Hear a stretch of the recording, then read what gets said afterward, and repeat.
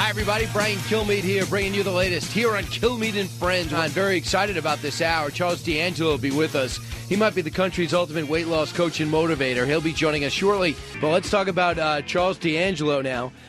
He's America's weight loss coach who has a personal success story to talk about.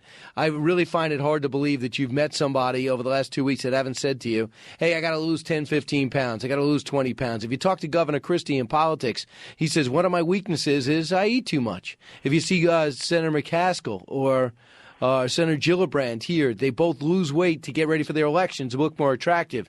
Charles D'Angelo is a weight loss coach and extraordinary at that. Charles, welcome to Kilmeade and Friends. Hey, Brian, thank you so much for having me, and I really enjoyed you on Fox and Friends this morning. Great interview with Jeff Foxworthy. Thank you very much. It was very substantive, as he has a new game show that talks about Bible quizzes. But you lost how much weight? I lost 160 pounds a decade ago. I was a morbidly obese teen. I struggled with my weight. I struggled with my identity. I was made fun of, bullied. It was so bad that I would eat lunch in a bathroom stall. By the time I was 17, I couldn't even make it up a flight of 4 stairs because I was so large. So I understand what it means to be stuck in a place you hate and feel trapped by your own habits. So how do you get on top of these things and get to a point where Anthony Robbins says, you got to see this guy?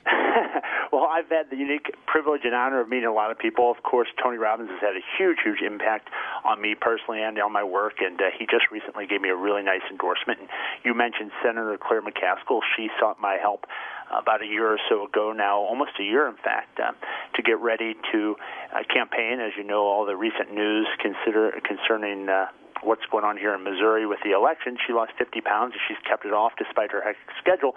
I think what's missing out there and what everybody is missing in the whole equation of weight loss is the mindset. There's no lack of diets, right? I mean, there's all sorts of diets out there, and there's all sorts of exercise programs and machines that claim to transform your life in 90 days. But I think that if the claims those types of programs made were true, we wouldn't see the problem that I had. We wouldn't see the problem that America has. We wouldn't see what we see in the airports and on the streets of our country, with so many now suffering from obesity. So I think the missing piece of this whole equation is the mindset. Getting to a place where you don't allow circumstances to control your behaviors with regard to what you're putting in your mouth and with regard to making exercise an absolute priority. You've got to make it your identity. You've got to make it such that it's something you're so compelled by and you're so excited by that no longer does those unhealthy, convenient foods seem as attractive to you as they once did. Well, are you going to deny, Charles D'Angelo, that there are certain people that it's harder to lose the weight? They have the metabolism to burn the weight, and it really frustrates you almost because you see that they can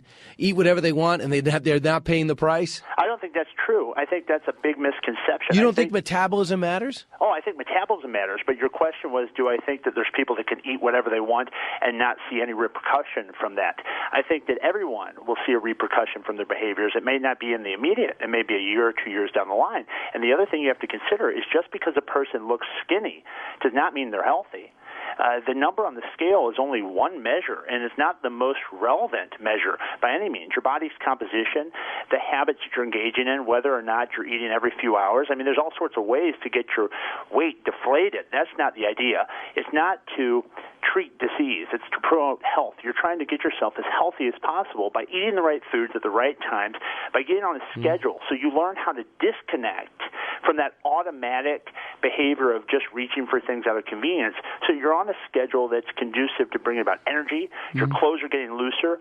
Everyone's noticing. You're feeling better. Without learning how to disconnect the affect, the emotion from eating, it's very difficult to maintain weight loss over a long period of time. I'm not only interested in helping people like those that I've helped lose 200 or 300 pounds. I've had people lose half their size, people that have started at 500 pounds and they're down to 200 pounds.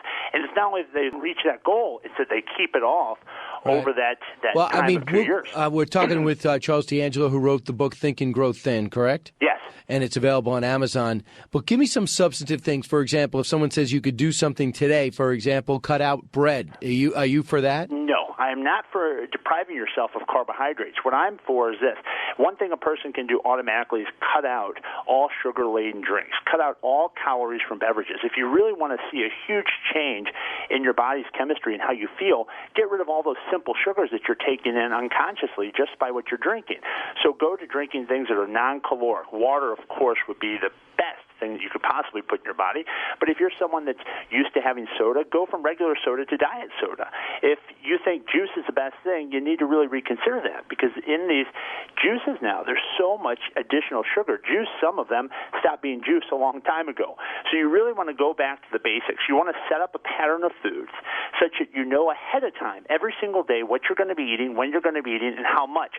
In my book, I say here's exactly what to do with regard to food. Here's exactly what to do with regard to exercise. And here's how you have to get yourself motivated to stay consistent with that. Because so many people come to me, like the former me, and they're overwhelmed with so much information that contradicts the next piece of information. So I simplify it. Here's exactly what you need to do.